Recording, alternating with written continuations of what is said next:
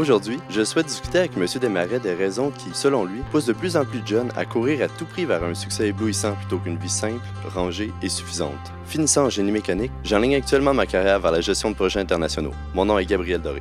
Avant, average was okay, mais que maintenant on est plus dans un average is not okay anymore. Il faut viser plus haut, il faut avoir du succès.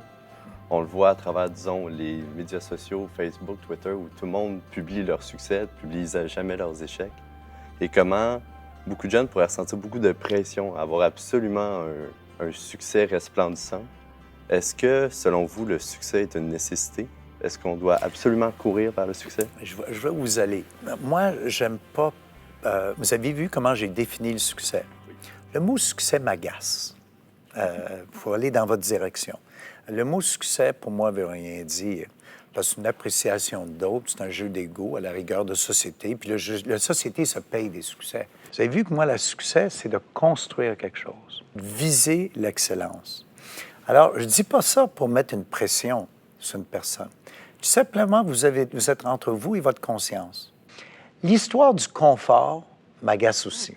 Si on est trop confortable, vous allez avoir une vie monotone et je vous dirais presque plate. Alors, arrangez-vous pas pour être tous trop confortables.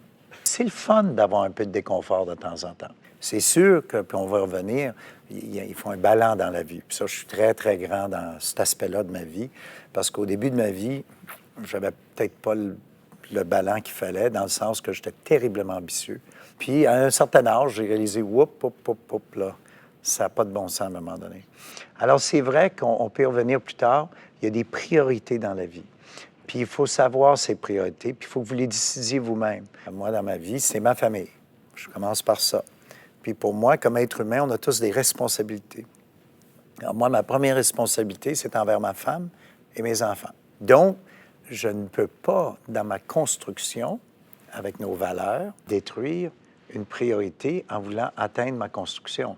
Alors, c'est là où ça se complique, évidemment. Il n'y a rien de facile. C'est vrai, vous avez raison. Il y a des demi-mesures. Puis il faut savoir avoir du jugement et les mesurer un peu et jouer avec ça. Mais on vise quand même un bonheur. Puis je pense qu'un bonheur pour tout le monde est une belle chose. Et je crois, par exemple, que le bonheur, comme beaucoup de choses dans la vie, ça se travaille.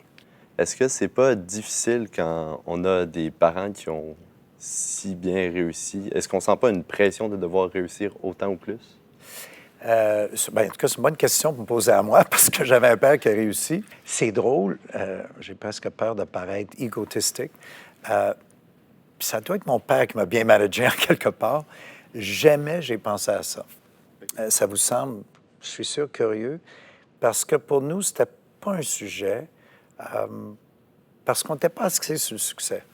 On était axé sur construire sa vie soi-même. Puis moi, mon père m'aidait à construire ma vie. Puis le fait que mon père ait du succès, bien, je disais, good for him, j'étais content. Mais moi, j'allais avoir le mien. Puis mon père, je pense, était convaincu que le mien serait meilleur que le sien. Puis moi, c'est drôle, je suis convaincu que ceux de mes enfants sont meilleurs que le mien. Et il ne faut pas regarder les autres, dans le fond. Il faut regarder qu'est-ce qu'on veut faire, son agenda, sa tâche. On peut admirer qu'est-ce que les autres ont fait. On peut s'en informer, on peut utiliser des secrets qu'ils ont peut-être, on peut l'utiliser, mais je pense qu'il ne faut pas vivre dans les histoires des autres.